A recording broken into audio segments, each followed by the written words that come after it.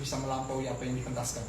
Nah, saya teringat pembacaan kecil saya terhadap Derrida. Dia sempat omong soal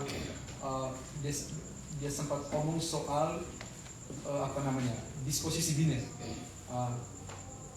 Disposisi biner yaitu kecenderungan kita untuk menghadap-hadapkan sesuatu saling bertentangan, semacam baik dan buruk, hitam dengan putih, termasuk tadi front stage dengan back stage. Dan untuk Derrida, dia katakan bahwa segala sesuatu yang beroposisi biner itu tuh selalu punya kecenderungan hierarkis. Jadi salah satu pihak selalu punya kecenderungan lebih tinggi daripada yang lain. Ketika kita omong hitam dan putih, ada kecenderungan bahwa putih lebih baik daripada hitam. Ketika kita omong soal yang berpasang-pasangan gitu, laki-laki dan perempuan, ini dalam kebudayaan kita lihat bahwa ada kecenderungan bahwa laki-laki lebih daripada perempuan. Itu memang banyak dikritik, ya. Termasuk tadi ketika kita bicara soal Goffman omong soal front stage dan back stage, dan saya pikir tadi juga kecenderungan hierarkis itu antara front stage dan back stage itu secara tidak langsung juga dikonfirmasi oleh dia, bahwa kalau misalnya di sini kita lihat front stage yang tampil itu media virtualnya, berarti media virtual itu dianggap lebih daripada yang di sini di backstage yang teater yang dipentaskan secara langsung. Ini kita bicara soal alih media.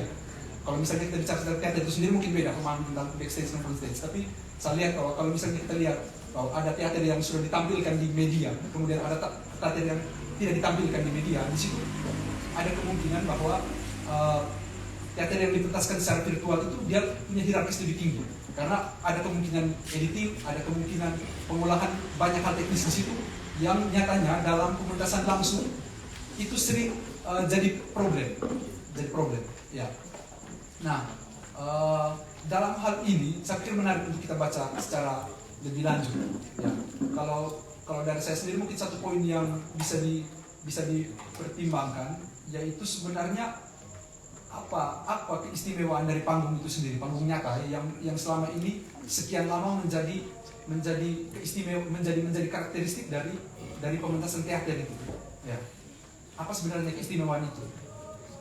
Itu pertanyaan lebih lanjut. Dan mungkin saya yakin bahwa teman-teman bisa merefleksikan secara kritis lebih lanjut dengan sudut pandang yang ditawarkan itu. Ya, terima kasih. Oke, terima kasih Pak Yansen tambahannya. Jadi saya pikir waktu kita terbatas. Terakhir saya berikan kesempatan kepada Randi tadi masih ingin bertanya. Satu pertanyaan kita diskusikan lagi sedikit baru kita berhenti. Terima kasih. Nama saya Randi Laja dari Loro. Saya mau bertanya terkait judulnya ini, memang teater dalam media transformasi, ya.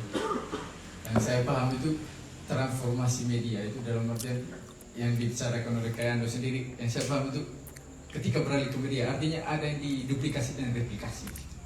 Artinya teater yang di panggung dan dibawa ke realitas virtual. Selain kita membicarakan transformasi juga pasti ada reduksi sebagaimana yang dikatakan oleh KDF tadi. Nah, itu yang pertama. Sehingga yang kedua tadi yang menjadi pertanyaan saya itu dari pengalaman KE sebagai aktor dan sebagai sutradara, saya hanya mau tanya pengalaman saja. Sehingga pertanyaannya, hal-hal atau aspek-aspek substansial manakah dari teater panggung itu yang direduksi ke dalam realitas virtual?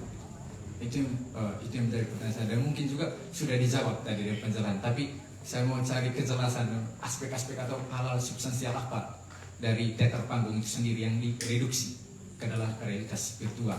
Dan yang ketiga itu, terkadang saya berpikir bahwa ketika realitas teater panggung dibawa ke realitas visual dalam hal sudut pandang, oke lah, saya memahami bahwa artinya mata saya diganti oleh kamera gitu. Saya bisa meletakkan saja kamera itu di belakang, kiri, kanan, dan di depan. Artinya ketika saya menonton sebuah teater melalui realitas virtual, artinya saya punya mata ada empat pasang. Dan pertimbangannya, seandainya itu kita berpikir lebih maju, bagaimana? Atau bisakah kita mencoba melihat atau menggunakan mata itu, menggunakan drone? Artinya kita melihat teater dari atas. Ketika aktor itu tiduran dan mukanya menghadap ke atas. Ketika aktor itu jatuh terjerembab, kita hanya lihat dari depan, belakang, kiri kan, tapi kita tidak lihat bagaimana dia punya ekspresinya ketika drone itu diterbangkan dari atas panggung. Itu yang saya pikir. Sehingga yang menjadi ini juga bisa menjadi masukan kepada teater Patah, seandainya yang menjadi identitas teater Patah itu adalah identitas teater kontemporer. Artinya dia selalu bergumul dengan realitas virtual. Sehingga yang menjadi masukan saya, barangkali bisa dicoba bagaimana teater itu dipintaskan menggunakan mata drone. Ya, jangankan di atas, kemungkinan dari bawah juga bisa direkam. Sudah. Oke. Terima kasih Radit. Mungkin Patah bisa merealisasikan untuk beli drone, atau mungkin bisa pakai tangga, mungkin satu orang naik untuk ambil kan. Anda bisa berikan cabang. Oke, sebelumnya saya ucap terima kasih untuk teman-teman yang sudah menanggapi beberapa pertanyaan dari sesi pertama tadi ya, melengkapi jawaban saya. Memang saya kecenderungan lebih pada penjelasan hal teknis saja soal ini, karena yang saya pahami ketika saya menulis ini itu pergeseran yang paling jauh atau perubahan paling jauh itu dalam bentuk teknis gitu. Dari segi pengambilan gambar, lalu bagaimana impresi ditekan pada satu simbol tertentu gitu. Lalu bagaimana permainan kamera di sana. Maka yang tadi saya tekankan itu bagaimana teknologi seni bermain di situ gitu. Yang orang pakai dalam dengan pendasaran keterampilannya, lalu penguasaan dia terhadap alat-alat teknologi, lalu dia menyajikan teater itu dalam bentuk visual dan akan menjadi satu tontonan yang menarik ya, dengan menjaga kemungkinan yang disebutkan oleh Dave tadi. Baik, saya kira itu juga menjadi catatan untuk saya, masukan dari Rinto, lalu dari Yansen, dari Dave, dan juga dari teman-teman lain. Ya, berkaitan dengan pertanyaan dari Randi, pengalaman saya ketika bergelut bersama karya seni ini atau teater ini dalam beberapa kali pementasan yang juga saya terlibat di dalam situ, memang hal-hal substansial dalam teater itu tuh ketika kita mementaskan teater dalam panggung, realita panggung yang kita lihat teater panggung itu banyak sekali untuk saya ya. Misal yang pertama soal naskah gitu. Naskah itu ya, menurut pengalaman saya ketika saya bergelut dalam kelompok teater itu kalau dalam Aletheia, ciri khas Aletheia, naskah itu tidak pernah ada naskah yang pasti, artinya naskah yang terakhir gitu. Dia akan selalu berubah-ubah ya. Bahkan dalam proses latihan itu naskah selalu digodok ya. Dan pada saat terakhirnya, kalau untuk saya kalau saya melihat Aletheia mendapatkan naskah terakhirnya saat pementasan. Karena setelah itu tidak ada tidak ada pembahasan tentang naskah lagi. Naskah habis di pementasan. Nah, apalagi kalau tidak diarsipkan gitu. Mungkin suatu saat naskah itu bisa dibahas lagi gitu. Itu yang saya pengalaman dari Aletheia. Ya. Lalu hal substansi yang lain itu soal properti gitu. Kelengkapan properti. Kalau dalam teater panggung itu memang kita harus menyediakan properti, misalnya batu yang benar-benar kalau kita bisa taruh batu dia pakai batu di situ ya. Lalu dengan suara ya. Suara satu hal yang saya tekankan yang saya lihat dalam pementasan teater itu suara ya. Orang harus bisa kalau dia buat suara burung gitu ya. Paling tidak suaranya itu bisa merepresentasikan suara burung gitu, yang asli gitu. Lalu ada bau juga. Aletheia dalam persiapan pementasan satu teater berjudul Sumur Tua di situ. Lalu menampilkan Retes Manggarai. Saya bilang ke mereka kalau Retes Manggarai itu sangat dekat dengan kopi gitu ya, kebudayaan kopi. Gitu. Nah, bagaimana kamu menampilkan bau itu, menampilkan kopi itu dalam dimensi bau gitu. Itu hal-hal substansial yang mungkin kita bisa lihat secara langsung di pementasan teater. Lalu bagaimana itu berhubungan itu mengalami transformasi. Lalu bisa saja ya kita tidak bisa bilang apa itu mengalami reduksi atau tidak ya. Ada aja kemungkinan ada efek yang lebih dari situ gitu. Nilai estetika menjadi lebih dari situ. Itu kalau kemungkinan. Kalaupun dia mengalami reduksi, itu kalau menurut saya mungkin kesalahan bukan kesalahan juga gitu. Mungkin kekurangan keterampilan dari seorang seniman atau pengambil gambar dari paling gambar atau videografer itu dalam memproduksi atau menyajikan teater di dalam bentuk visual gitu. Oke. Oke, begitu mungkin jawaban saya, teman-teman bisa tambah. Oke, terima kasih Ando yang telah menjawab pertanyaan dari Randi, sekaligus menutup acara kita pada malam hari ini, diskusi kita. Sedikit kesimpulan dari saya bahwa diskusi kita malam hari ini itu berangkat dari realitas panggung yang kita tonton secara langsung, teater dalam realitas panggung yang kita tonton secara langsung, juga dalam bentuk media virtual yang kita tonton. Tetapi pada dasarnya segala sesuatu yang ditampilkan, dipintaskan itu berbicara tentang manusia, berbicara tentang realitas, tentang kehidupan. Oleh karena itu, yang terakhir, jangan lupa bernafas, pejam meninggal. Tidak, itu manggil. Yang terakhir, saya ucapkan terima kasih banyak untuk Ando yang telah menjadi pemantik yang ada nafas ini. Jadi korek api yang telah memantik kami untuk berdiskusi pada malam hari ini dengan tema yang sangat menarik, teater dan media. Dan juga terima kasih untuk kita semua yang telah terlibat dalam diskusi kita yang sederhana pada malam hari ini. Dan juga untuk semua kru yang telah dari Teater Fakta yang telah memperlancar diskusi kita pada malam hari ini. Dan yang terakhir, karena diskusi saya pikir sudah 2 kali diskusi yang diadakan oleh Teater Fakta, pertama di Rafael dan juga yang kedua di sini, dengan jumlah yang sangat sedikit peserta yang ikut. Jadi yang saya perlu beri masukan lagi itu tentang konsistensi dengan waktu. Mulai jam berapa supaya diskusi walaupun di antara kita, saya pikir lebih lama lebih bagus daripada kita menunggu orang dengan ketidakpastian. Sedikit saja. Mungkin kita mulai seperti yang ada rundown acaranya itu. Mungkin kita mulai jam berapa, kita sepanjang diskusi kita habiskan, kita diskusi antara kita, walaupun di antara kita. Macam tadi, saya rasa juga belum puas, kita masih ingin berdiskusi lagi. Dan mungkin setelah pas ini kita hanya diskusi yang 1-2 orang, tidak sebanyak ini lagi. Jadi itu masukan sedikit. Yang terakhir, terima kasih banyak sama Bejer. Terima kasih untuk segala kelebihan dan kekurangan pada malam hari ini. Dan terakhir saya kembalikan kepada MC. Kita berikan aplaus yang meriah. MC.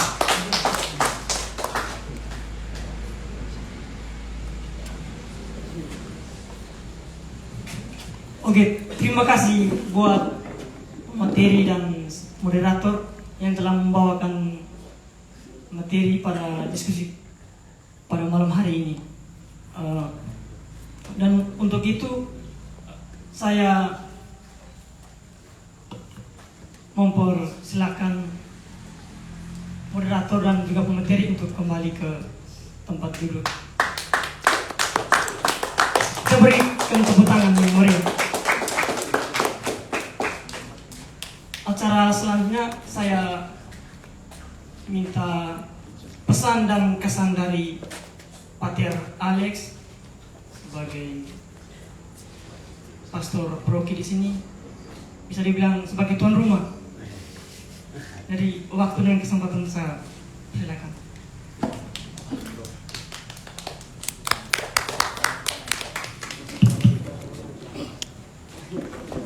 Selamat malam untuk kita semua.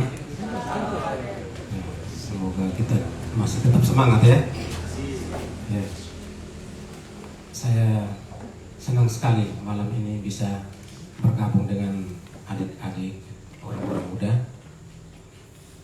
Dengan bergabung dengan orang-orang muda membuat saya semakin awet muda. Bukan awet tua tapi awet muda. Mudah-mudahan kegiatan malam hari ini bukan pertama dan terakhir, tapi menjadi titik api atau pemantik untuk semakin memancarkan terang dan terus berkembang di waktu-waktu yang akan datang. Saya sendiri bukan pegiat seni khususnya teater. Saya sejak seminari menengah di Hokeng dan kemudian prater di Ledlaro tahun 98. Itu hanya penikmat seni. Kalau pegiat mungkin puisi, ya, seni puisi, itu bisa tulis puisi dan bisa baca puisi. Ya. Tidak hebat sekali tapi paling kurang bisa pele-pele angin. Sehingga tadi saya dengar dua orang muda membawakan puisi di sini, saya ingat kembali masa muda ketika masih menjadi pegiat puisi.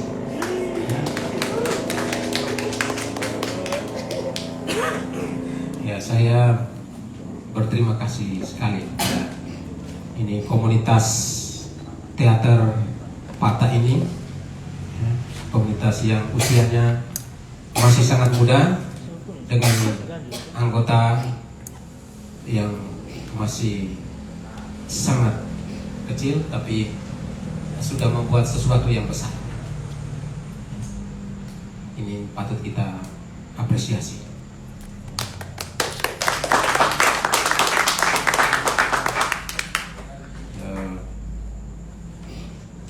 Saya menonton teater pertama kali itu tahun 98 di Ledlero dalam salah satu kegiatan pesta di aula. Lalu waktu itu ada teman-teman angkatan yang ya sekarang sudah keluar, sudah ex, mereka yang mementaskan teater pertama kali di aula di Ledlero. Dan saya waktu itu menyaksikan dan saya dengar reaksi para penonton, ya mungkin banyak yang baru pertama kali menonton teater, ya. Banyak yang merasa lucu, ya, tertawa karena melihat para aktor, ya, pemain atau pelakon teater, ya, mementaskan teater pada saat itu. Lalu setelah itu lama-kelamaan karena sering dipentaskan, akhirnya banyak orang sudah mulai menikmati teater. Saya juga tadi setelah presentasi dari saudara kita Ando, ya, saya ingat kembali satu istilah tadi, dramaturgi. Ya, dramaturgi itu saya dengar waktu di seminari Hokeng, seminari menengah. Ya. Diajarkan oleh yang punya Frater Top, ya, salah satu mata pelajaran waktu itu. Kebetulan saya ini A4 budaya, jadi Frater Top itu membawakan salah satu mata pelajaran dramaturgi. Ya. Dan tadi saya lihat presentasi, saya ingat kembali, wah ini sudah lama sekali. Ya. Jadi menyegarkan saya punya pengetahuan, ya, wawasan yang sudah lama sekali saya tinggalkan.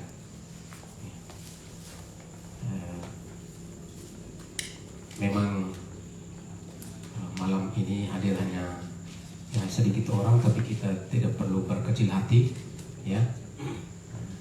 Jadi kita ini harus menjadi seperti kalau yang wanita-wanita ini, ibu-ibu itu, mereka tahu tentang bagaimana membuat sebuah adonan menjadi besar, ya.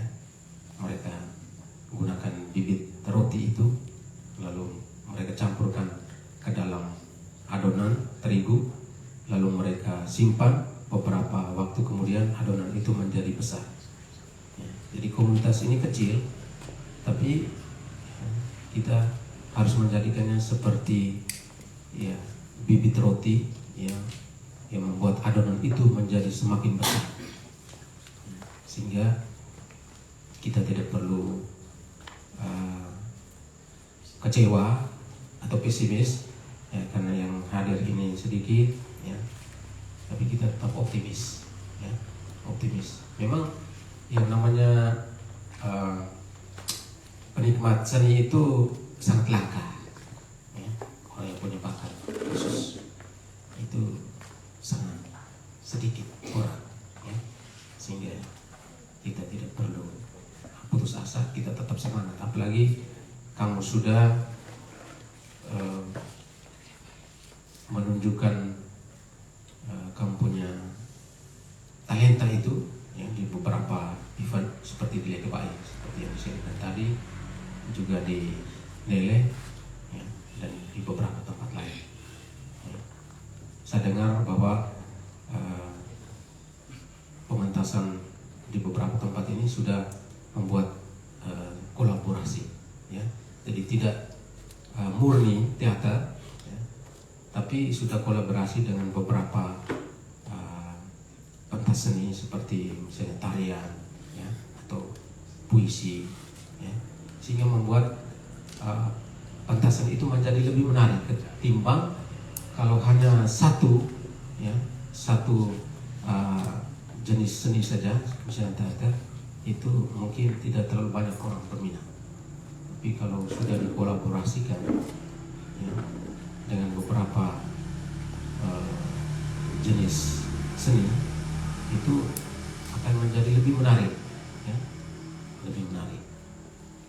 Dan itu sesuai dengan diskusi kita tadi bahwa teater itu dia hidup, ya, dia hidup, dan dia selalu berubah, ya.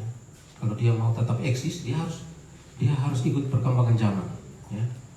Sehingga bagus sekali kita diskusi malam ini, temanya tentang teater yang transformatif atau kontekstual, ya, sesuai dengan zaman. Kalau dia tidak bertransformasi, ya, tidak sesuai dengan konteks, ya, dunia sekarang ini milenial digital, maka dia akan mati, Tapi kalau dia mau tetap eksis, ya, dia mau tetap punya kontribusi, ya, tetap punya nilai yang mau disumbangkan untuk manusia-manusia milenial ini, maka dia harus bertransformasi tadi, ya, dengan perkembangan dunia teknologi, ya. Jadi bagus sekali tema malam ini, sangat menarik dan sesuai dengan konteks kita saat ini. Harapan saya itu tetap buat kegiatan ke depan, ya, lalu gunakan media itu untuk promosi, ya, karena kalau kita pakai media sekarang itu digital itu lebih cepat orang kenal, ya. Sehingga misalnya ada kelompok-kelompok orang yang membutuhkan kamu punya pementasan, ya, mereka tinggal saja kontak kamu karena sudah ada di dunia maya, ya. Dan memang minta maaf karena kita di Proki ini fasilitas masih terbatas, ya, kita diskusi hanya di sampiran ini, ya. Jadi karena ke depan nanti kita akan membangun aula di situ, ya, supaya menjadi sentra untuk kegiatan kita, ya. Bukan hanya kegiatan seni tapi juga kegiatan wirausaha produktif dan kreatif, ya, untuk orang-orang muda, ya. Mungkin kita bisa siapkan ada ruangan-ruangan untuk sekretariat, ya, untuk orang muda atau juga untuk komunitas-komunitas seni, ya. Sehingga kita bisa kembangkan kita punya kreativitas, ya. Orang muda itu harus seperti ini, ya. Saya baru pindah dari Runut di sana terpencil, ya, tapi kami meskipun di gunung kami masih bisa buat kegiatan, ya, pertandingan, perlombaan, yang untuk menghidupkan orang muda di sana, ya. Dan saya punya mimpi ke depan nanti untuk Proki ini ke depan kita akan banyak buat kegiatan untuk menghidupkan orang-orang muda. Ya.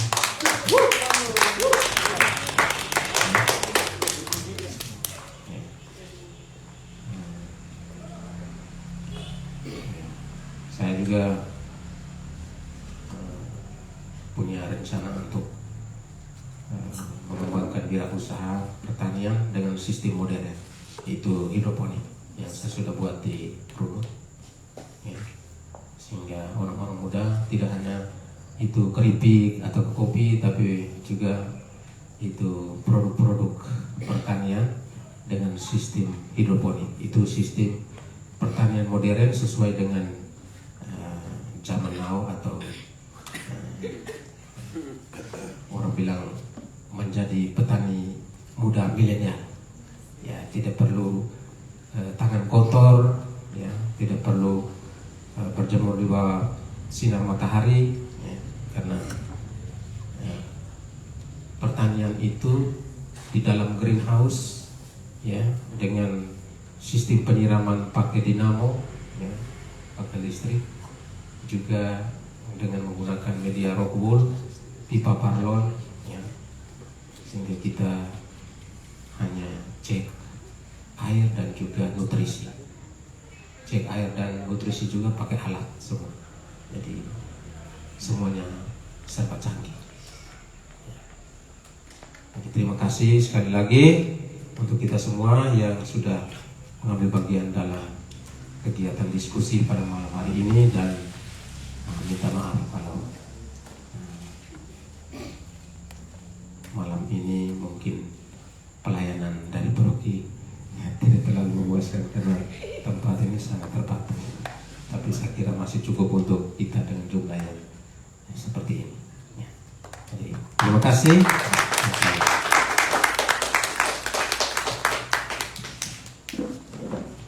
Terima kasih buat Pater Alex yang sudah memberikan kita 1-2 pesan. Untuk selanjutnya saya minta Saudara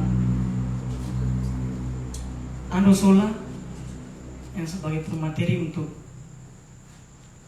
maju ke depan.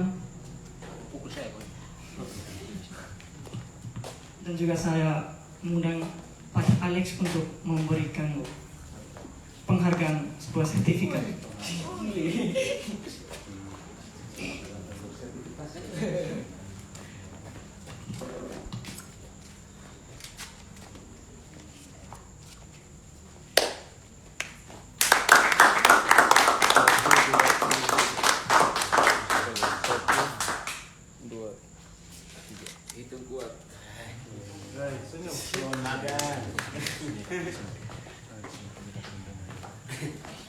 Thank you. Dan untuk selanjutnya buat sang moderator kita, Pater Ertus Panu. SPD. Jadi saya minta kakak Devri untuk menyerahkan sertifikat.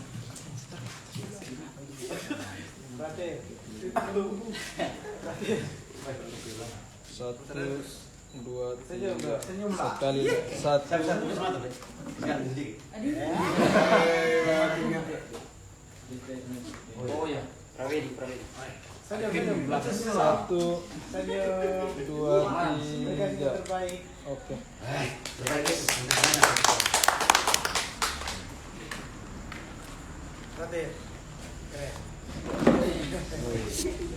Foto bersama. Terima kasih buat kakak Devri dan Pater yang sudah bersedia untuk menyerahkan sertifikat. Dan selanjutnya saya minta untuk ketua dari Komunitas Pata, Kak Ando, untuk memberikan 1-2 kata.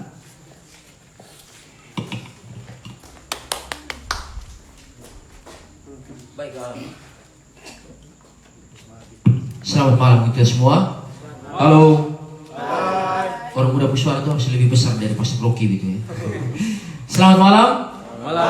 Oke, supaya semua orang dengar kita bahwa kita ada kegiatan di sini.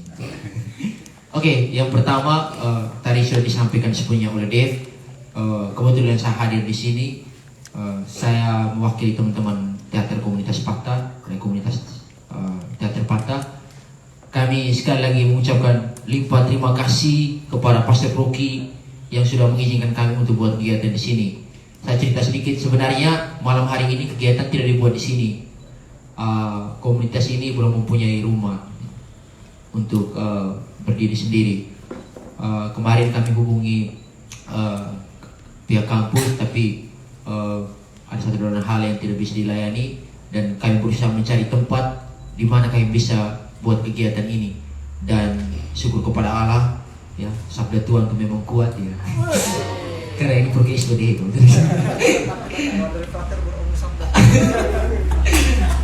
Akhirnya kami, ya, atas izinan Pastor Rocky, kami bisa buat kegiatan di sini. Dan